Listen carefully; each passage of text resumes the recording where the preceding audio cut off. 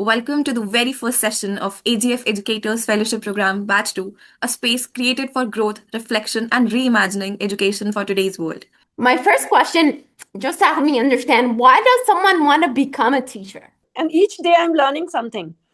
And if I'm able to make any change in their life, I feel very satisfied. An everyday learning process and everyday challenges make our life very happy, and then giving a platform to the students who are really young at their age, and if they become something in their life. When you are in teaching profession, I think you never grow old, because batch after batch you meet young minds and you are at learning stage also. But we need to upgrade our skills also along with the time. With the kids, we need to keep upgrading and keep experimenting new skills with them to create the joy. Even changed your career lines to become teachers. How AI is going to replace you. We're going to talk about how to upgrade your skills. That everyone has a unique style of learning. Gen Z, the Generation Z or Generation Alpha, as our generations progress, we see that they're getting quicker and they're getting faster, right? There are certain things that you're saying, oh, my teaching techniques may not work as well. And so we have to change our teaching skills and adjust them to make them fit, right?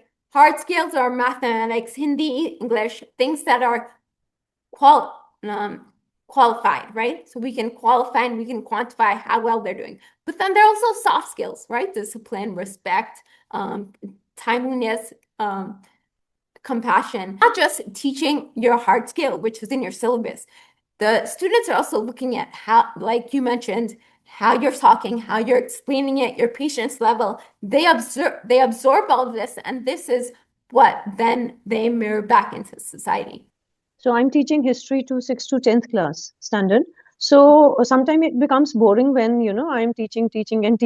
So when some, stories are being told, or they are asked to frame the question out of those things which I'm teaching. So they feel very, actively participate in this, and they are always active in learning. Having people involved in learning is very important, right? I think active learning is much more effective than passive learning. Never judge a book by its cover. Joe Son, whatever he looks like, it doesn't mean that if he looks dumb, doesn't mean he is dumb. If he looks really smart, doesn't mean he is really smart. If he looks really wealthy, doesn't mean he necessarily is. So that is one thing I took from that book, and I still remember today. It's very important to inculcate soft skills, especially in today's generation. When I give them more, they want even more. So I have to raise my bar every 10 minutes. After every concept that I'm teaching them, they really want more. So today's child just need more. If I prepared a chapter for half an hour, like I will teach them this way in half an hour. After finishing my chapter, they really are so energized that they want me to teach them more. So to cater to this challenge, I have to be very well prepared with lot more to give than just that chapter. Yes, we have to come up with many more things. वो अगर बच्चे 50% expect कर रहे हैं तो हमें 70% prepare होके जाना है, so that in their mind they have that feeling कि yes, ma'am is ChatGPT along with lot of emotions. The world has changed, so we have to adapt and change to the changing times. I meditate to calm myself down. I meditate to center myself. And I meditate sometimes because it feels good, right? Yes, ma'am. It makes us feel mindful, being at the present, neither running too slow or fast according to the time. We realize that the problem is not the learner's ability.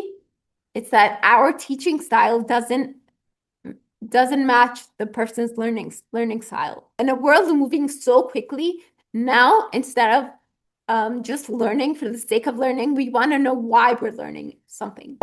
You're enablers. You are helping them succeed. You're helping them make that A. When you give them time, when you invest your time in them, when you give them resources, you are enabling them to achieve what maybe they couldn't have done alone. So now you're enablers. If you understand that you as educators, now your role has changed and there's active learning is required, that's what our generation this younger generation whatever standard you're teaching really needs, right? They need that critical thinking. And how does that critical thinking come out? Like many of you have suggested.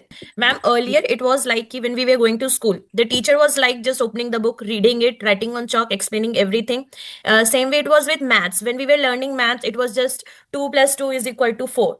Now what we are doing is we are linking those activity in a multidisciplinary form. We can relate it with each subject. And ma'am, right now we are having those techniques. More you can say earlier also we were using. You can say just 2-3 years ago, but now after COVID we have expanded a large and vast type of thing. We have learned different techniques. We have learned new sites and all live online worksheets from where we are doing things related to activities, and more you can say that the study is gone this experiential, just that has changed a lot now. Okay.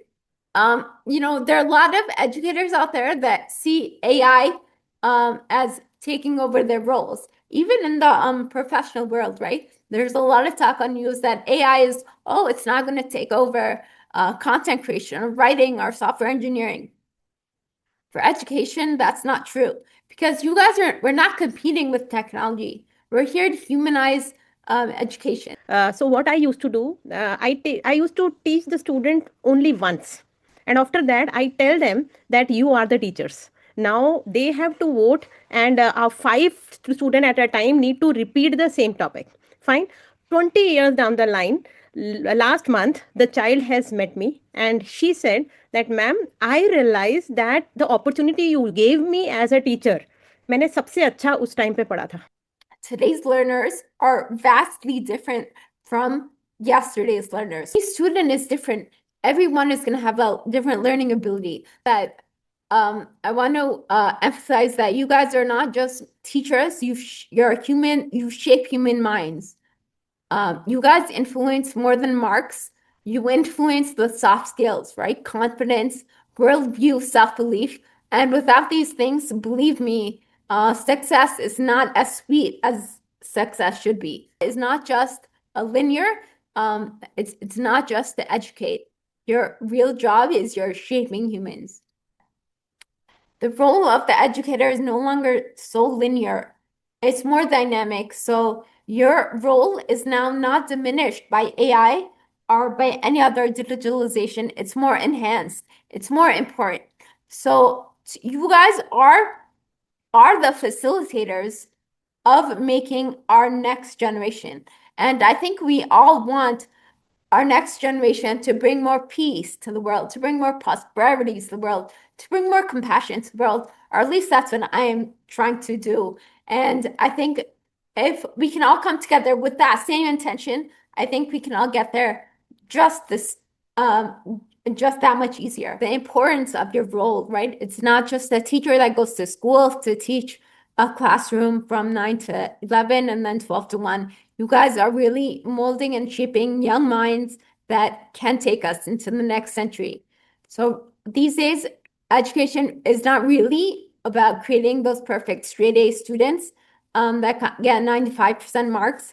It's about really creating confident leaders that can make good decisions, that can make fair decisions, and that can make equitable decisions. Wonderful session, and above all I would like I would like to thank you, ma'am, because the technique which you shared, ki I taught the chapter once and rest of the time I have given the kids to demonstrate it like a teacher.